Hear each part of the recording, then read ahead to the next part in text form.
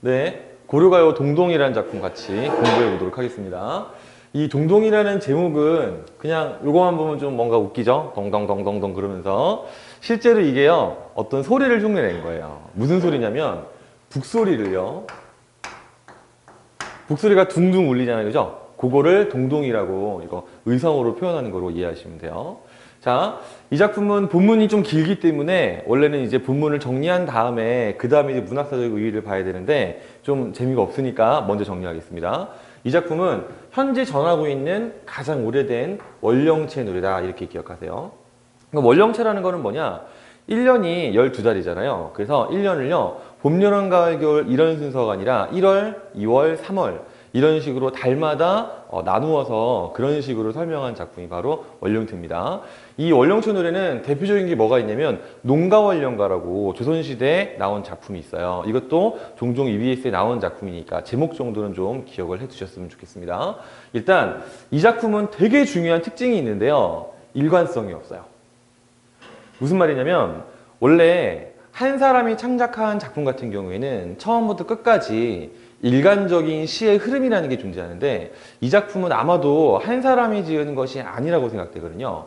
아마도 이제 고려시대에 사람들이 민요로 불렀던 것이 뭐 이렇게도 바뀌게 되고 이렇게도 바뀌게 되고 뭐 어떤 사람이 만든 게 뭐 들어가게 되고 이런 식으로 이렇게 창작됐기 때문에 일관성이 없는 것이 아닌가 이렇게 우리가 해석을 합니다. 그래서 전체는 13년이에요. 그 중에서 뒤에 12개가 1년이고요. 맨 앞에는 그냥 서사로 우리가 취급을 하는데 서사랑 그 다음에 2월령, 3월령, 5월령 이 네 가지는 어떤 내용이냐?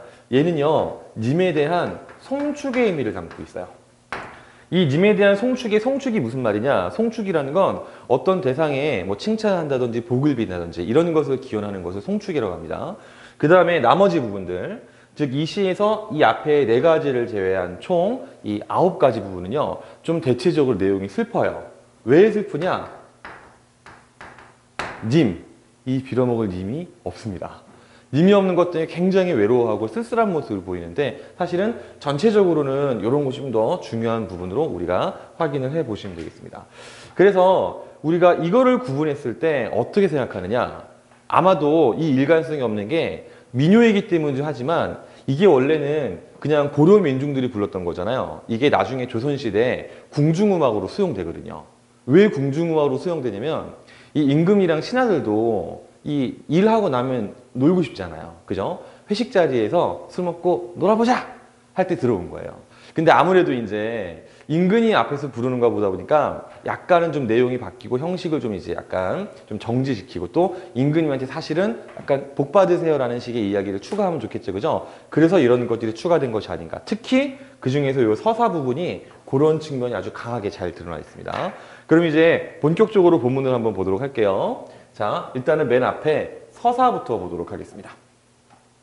자, 여러분들 고전시가 공부할 때는 항상 중요한 게 뭐냐면 고전 원문만 봐서도 안 되고요. 현대어 해석만 봐서도 안 되고 항상 두 가지를 같이 공부하셔야 돼요. 실제로 수능에 나오는 고전시가를 보면은 문학적으로 복잡한 내용을 요구하는 것이 아니라 우리가 현대어로 잘 해석을 할 수 있느냐 없느냐 이 정도 물어볼 때가 많거든요. 그래서 이 두 가지를 항상 같이 비교해서 보시기 바랍니다. 자, 일단 읽어볼게요. 덕은 곰배에 밥 잡고 복은 림배에 밥 잡고. 자, 덕이랑 복은 뭔지 다 아는 내용이에요. 그럼 곰배랑 림배가 좀 문제가 되는데 이 곰배라는 건 뭐냐면 뒤란 얘기예요. 정확히는 이게 그냥 뒷잔 정도로 생각하시면 되는데 요거는 신령님을 상징하는 것으로 우리가 생각을 하고 있습니다. 그날 림배라는 것은 앞잔이라는 얘기고요. 이거는요 임금님을 상징하는 것으로 우리가 이해를 하고 있어요. 즉 연애를 하기 전에 앞서서 임금님한테 임금님 복 받으세요 라고 살짝 이렇게 하는 장면 정도로 이해하시면 될 것 같습니다. 자, 그래서 이 부분이 이제 아까 얘기했던 송축에 해당하는 부분이다. 이렇게 생각을 하고 넘어갈게요. 앞에는 그렇게 설명할 게 없습니다. 자, 참고로 지금 이 뒤에 나와 있는 이 아의 동동다리 있잖아요. 이 아의는 그냥 감탄사예요. 알겠죠? 그다음 동동은 아까 설명했던 거, 북 울리는 소리고요. 요 다리라는 것도 악기 소리의 일종이라고 우리가 추측을 하고 있습니다. 음성 상징어라고 생각을 하시면 돼요. 그 다음에 이 아의 동동다리는 앞으로 계속 나오는 겁니다. 그럼 이렇게 반복되는 후렴구, 이 후렴구의 반복이 어떤 기능을 갖느냐? 얘는 사실 우리가 보는 모든 시는 마찬가지예요. 이렇게 똑같은 게 반복이 되면 운율을 줄 수도 있고요. 그 다음에 뭐 동동 이런 말들이 좀 약간 북소리니까 흥겹죠, 그죠? 이 노래에서 흥을 좀 줄 수도 있고요. 한편으로는 전체적인 통일감 이런 것을 주는 기능도 가지고 있다. 이 정도로 이해하도록 하겠습니다. 자, 그 다음에 이제 본격적으로 이제 본문을 들어가도록 하겠습니다. 자, 정월령입니다. 정월은 1월이에요. 읽어볼게요. 정월 스나리물은 나으. 물론 우리가 이거를 뭐 쉬워서 이렇게 읽을 필요 없지만 그냥 하면 재미가 없으니까 읽어봤어요. 다시. 정월 스나리물은 나으 어저 녹저 하는데 누리 가운데 낙원 몸하 하얼론 열셔. 자, 이 무슨 말이냐? 여기 이 날인 물은이라는 게 냇물이라는 얘기예요. 근데 지금 이 친구가 어저 녹저, 얼고 녹으려 한다고 했죠? 이게 무슨 말이에요? 봄이 되면은요, 참고로 1월은 지금 우리한테는 추운 계절이지만 음력으로 따지면 이제 겨울에서 봄 넘어가는 시기입니다. 아직은 춥기 때문에 냇물이 얼어있기도 하지만 따뜻한 봄 기운 때문에 살짝 녹기도 하는 그런 장면이죠. 즉 얼다가 녹다가 하는 장면인데 화자는 이걸 보면 어떤 생각하느냐?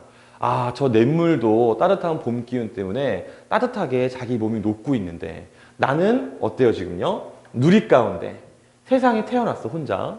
그래서 혼자 지내는구나, 홀로 살아가는구나. 이런 식으로 여기 이 정월령은 님이 없이 혼자 지내는 자신의 약간 쓸쓸한 정서 이런 게 드러나 있어요. 그래서 여기 이 날인물은요 어떤 기능을 하느냐? 얘는요 화자의 처지 있죠? 이 화자의 처지랑 대조가 되면서 화자의 쓸쓸함을 부각시켜주는 소재다. 이렇게 이해할 수 있습니다. 자, 그 다음에 이제 2월령 볼게요. 자, 2월 보름에 아으. 여기는 지금은 보름에라 그래서 지금 날짜가 드러났어요. 이런 식으로 이 동동을 쭉 보다 보면은요, 날짜를 지정을 해주는 데가 있거든요. 요건 연등제라 그래가지고요, 어떤 특정한 셋이 풍속, 요거를 표현하는 그런 말이라고 보시면 됩니다. 그래서 요때는 무슨 일이 있었느냐? 잘 알다시피 고려가 이제 불교 국가였죠. 그래서 불교적인 행사예요. 등에다 불을 켜놓고 자신의 소원 같은 거를 빌었던 그러한 절기라고 생각을 하시면 되겠습니다. 자, 그때 이 높이현 등불, 요게요 높이현 등불이거든요. 근데 잘 보면 이 높이현 등불을 지금 뭐라고 했냐면 만인 비추실 지지셨다. 이 지지는 모습이에요. 이 등불이 만인을 비추는 모습 같다라고 했잖아. 즉 얘가 뭐랑 비유된 것이냐? 임으로 비유가 된 거예요. 그럼 이 비유는 어떤 의미를 갖고 있느냐? 높이현 등불은 되게 멀리 광명한 빛을 전달을 하죠. 이게 마치 님의 고결한 인품 같다라는. 즉 님도 남들에게 멀리 자랑할 만한 훌륭한 인품을 갖고 있구나. 이런 식으로 님의 성격을 예찬하는 부분이다. 이렇게 이해할 수 있어요. 자, 그 다음에 또 넘어가겠습니다. 자, 이제 어딜 가냐면 3월령을 볼게요. 자, 3월 나며 개한 아으. 여기는 지금 날짜 표기가 없죠, 그죠? 여기는 세시풍속이 없습니다. 자, 3월에 피었어요.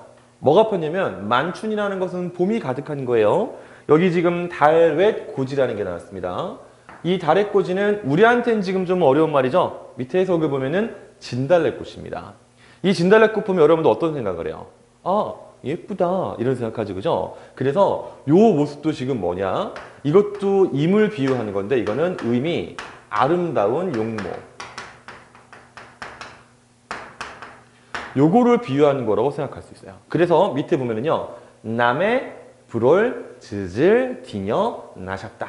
해석이요, 남이 부러워할 만한 모습을 지니고 태어나셨구나, 이렇게 되는 거예요. 알겠죠? 님의 아름다움을 예찬하는 부분이다, 이렇게 볼 수 있어요.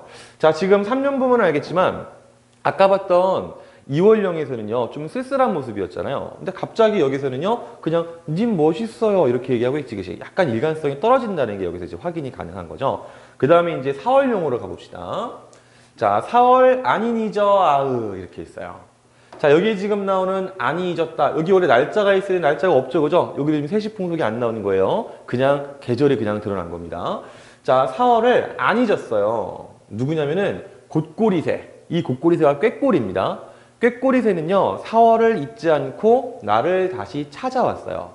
그런데 무슨다, 무엇 때문에? 녹사님은, 참고로 이 녹사라는 거는 뭐냐면요 이거 고려시대 관직 이름이에요. 그럼 고려시대 관직이라는 거는요 남자란 얘기지, 그지? 근데 이 녹사라는 남자가 옛날을 잊고 신저, 즉 나를 잊어서 안 찾아오는 거예요. 알겠죠? 여기서 우리가 확인할 수 있는 건 뭐냐면 바로 이 작품의 화자가 여성이구나, 이거를 확인할 수 있습니다.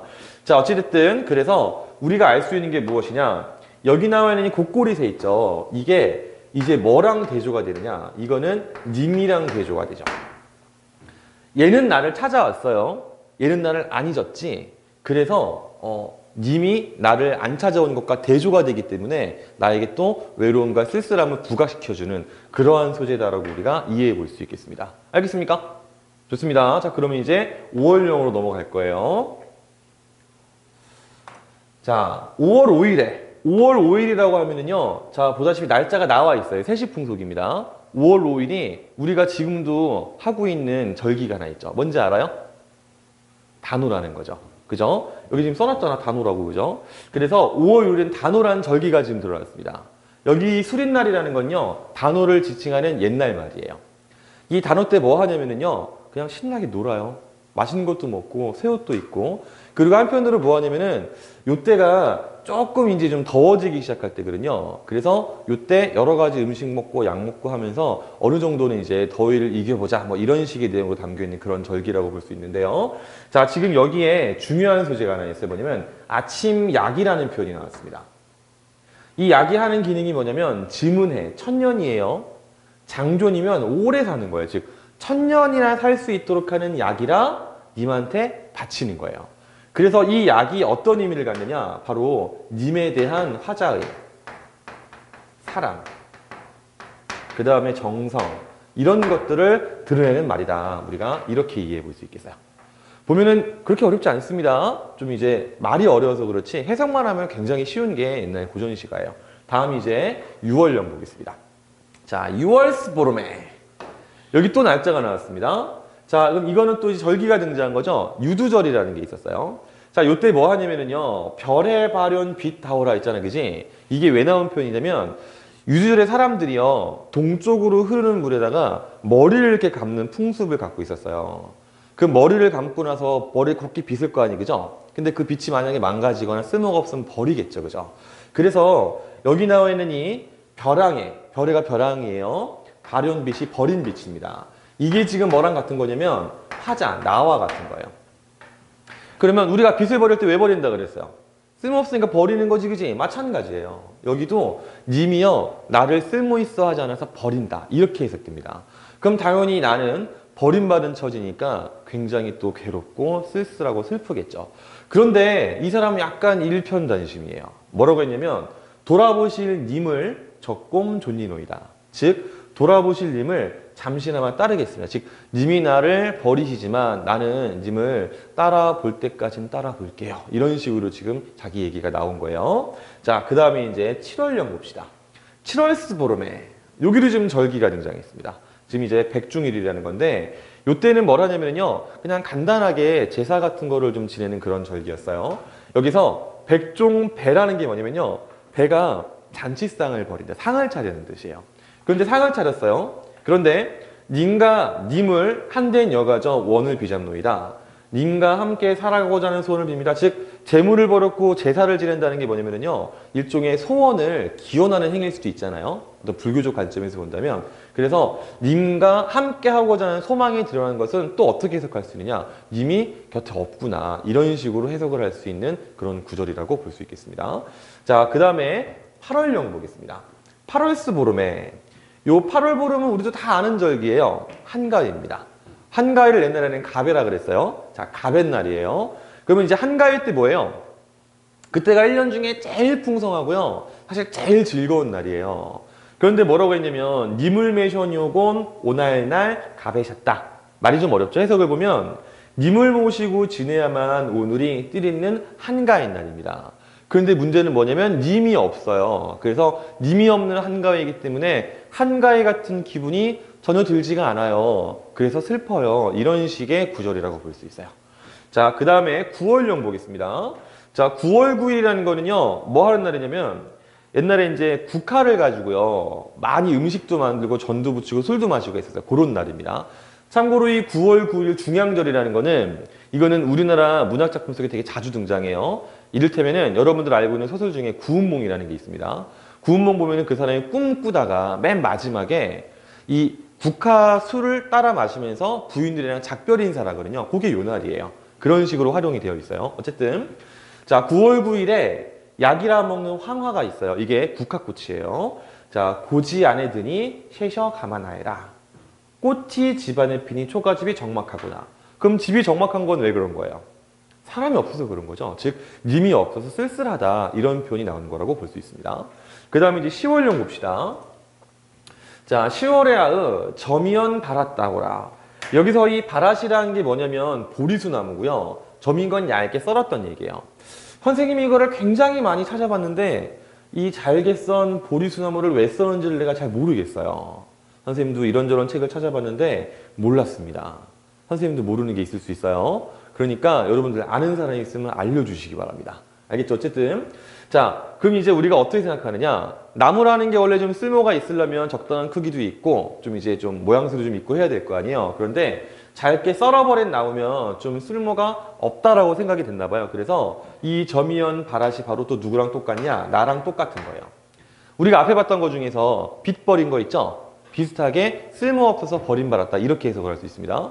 그래서 자 꺾어버리신 후에 진실 한 분이 없으셨다. 즉 이 나무를 꺾어버린 다음에 이 나무를 지닐 사람이 없다라는 게 뭘 말하느냐, 나를 아무도 데리고 가지 않는구나. 즉 님이 나를 버린 것이로구나. 이렇게 해석할 수 있는 부분입니다.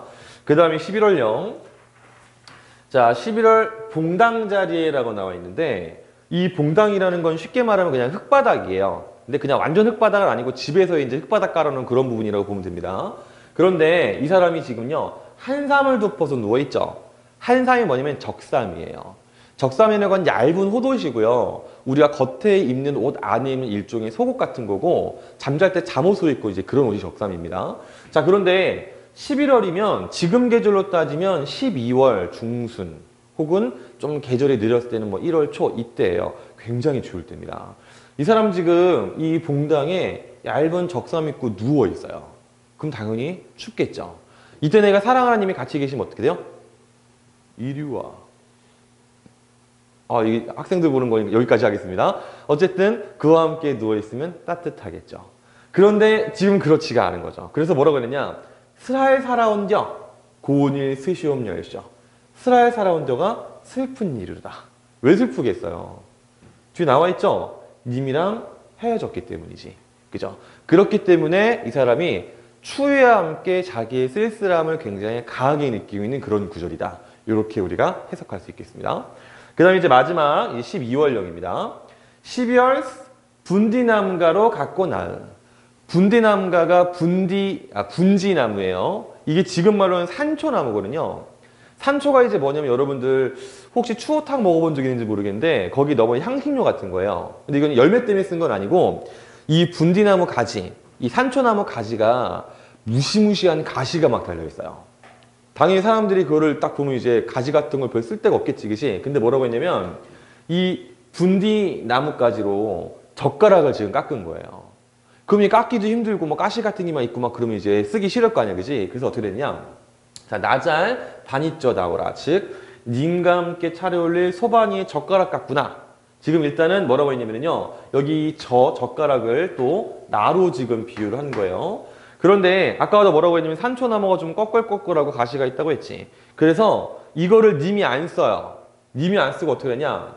님의 앞에 들어 어리노니, 즉, 님 보고 쓰라고 갖다 놨는데 손이 가져다 무라잡노이다. 즉, 손님이 가져다가 그 젓가락을 써버렸다.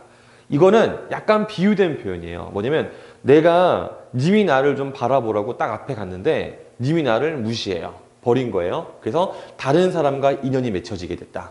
즉 사랑하는 사람과 함께 있지 못하고 다른 사람과 만나게 된 그런 슬픔, 그런 게 드러난 부분이라고 생각할 수 있습니다. 알겠죠? 자, 그럼 이제 뭘 볼 거냐? 전체적인 구성 정리를 한번 해볼 거예요. 이렇게 긴 작품, 또 특히 일관성이 없는 작품들은요, 개별적인 부분만 공부를 하고 나면 우리 머릿속에 제대로 남는 게 없어요. 그래서 전체적인 구성 정리를 한번 하고 넘어가도록 하겠습니다. 자, 일단 여기는 지금 서사부터 3월령까지 일단 써놨고요. 이 중에서 세시풍속이 드러나는 거는 2월달 연등제 하나였습니다. 여기서 다시 서사부터 보면은요, 서사는요, 덕과 복을 비는 게 중심 소재예요. 그래서 주요 내용이 뭐냐? 임에 대한 송축이 바로 주요 내용으로 등장했습니다. 그 다음에 정원령은요, 아까 냇물이 있었지, 그치? 이 냇물이 어떤 역할을 한다고 했었냐면요, 이 냇물이라는 친구가 바로 지금 화자, 글씨가 보이나 모르겠네요. 화자의 처지와 지금 대조되는 사물로 나왔다고 설명했었죠. 그죠? 그래서 주요 내용이 뭐냐면 의미 없는 외로운 상태를 보여줬다. 이렇게 우리가 기억할 수 있겠고요. 그 다음에 이 연능제의 등불은요, 뭐랑 같은 거냐? 얘는요, 님의 인격, 이거를 선생님이 비유했다고 설명했었죠. 그죠? 그래서 주요 내용이 임의 훌륭한 인격을 예찬하고 있다. 그 다음에 3월령에서는요, 이 진달래꽃이 님의 아름다운 모습을 비유한 표현이라고 그랬어요. 그래서 님의 외양을 예찬하는 것이 바로 3월령이다. 이렇게 기억하겠습니다. 그 다음, 자, 이제는 4월령 볼게요. 이 4월령은요, 지금요, 중심 소재가 꾀꼬리였는데요. 뭐랑 대조가 되냐면 이 친구는 님이랑 현재 대조가 되죠. 왜냐면 꾀꼬리는 나를 잊지 않고 찾아왔는데 님이 어때요? 나를 찾아오지 않잖아, 그지? 그래서 주요 내용이 찾아오지 않는 님에 대한 원망이 숨겨져 있다. 이렇게 볼 수 있습니다. 그 다음에 아침 약이라는 건 뭘 말하는 거냐? 이 님을 향한 화자, 이 화자의 사랑 혹은 정성 이런 거를 의미한다고 했죠. 그래서 주요 내용이 임의 장수를 기원하는 것이다.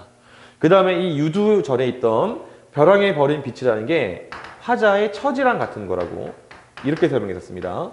주요 내용이 뭐였냐면 임에게 버림받은 것이다. 이렇게 설명했어요. 그 다음에 7월령 백종은 그냥 백종절기가 나와 있고요. 여기는 님과 함께 살고 싶다. 이런 내용이 있습니다. 아이쿠 이런. 여기 오타가 하나 있어요. 함께라고 센스 있게 그냥 무시하고 넘어가겠습니다. 자, 그 다음 이제 마지막 부분이죠. 8월령은 한가위 즉 갑이에요. 이것도 두 개 같은 얘기입니다. 이때 뭐라고 했냐면 아주 즐거운 명절이지만 님이 없어서 한가위 같지 않다. 이런 식의 설명이었죠. 즉 쓸쓸한 내용이었고요. 중양절은 이제 중심 소재가 국화꽃이었습니다. 그래서 뭐였냐면 님이 없이 보내는 고독함이 지금 드러나 있었어요. 그 다음 10월령에 나왔던 잘게 잘린 보리수나무 있죠. 이거는 뭐랑 또 똑같은 거라냐면은 이 보리수나무가 화자의 처지와 같은 것이다. 즉 버림받은 슬픔이다. 이렇게 설명했어요. 그 다음에 11월령 한삼은 이거 호적삼이라 그랬지, 그치? 춥다 그랬습니다. 그래서 임 없이 홀로 살아가는 슬픔. 좀 비슷한 내용도 연결되고 있죠. 마지막 12월령은 상위의 젓가락인데 이것도 지금 화자의 처지와 같다. 이렇게 설명했고요. 임과 인연을 맺지 못해서 슬프다. 이런 식으로 우리가 내용을 정리했습니다. 자, 동동이란 작품은 굉장히 길어 보이지만 또 우리가 너무 모르는 말들이 많아서 어려웠을 것 같지만 막상 하나씩 하나씩 풀어보니까 그렇게 어렵지 않았죠, 그죠? 모든 고전 시간은 이와 같습니다. 공부를 한 사람과 안 한 사람의 차이만 있을 뿐이지 한 사람에게는 전혀 어렵지 않아요. 자, 나머지도 우리 같이 열심히 공부해 보도록 하겠습니다. 고생했습니다.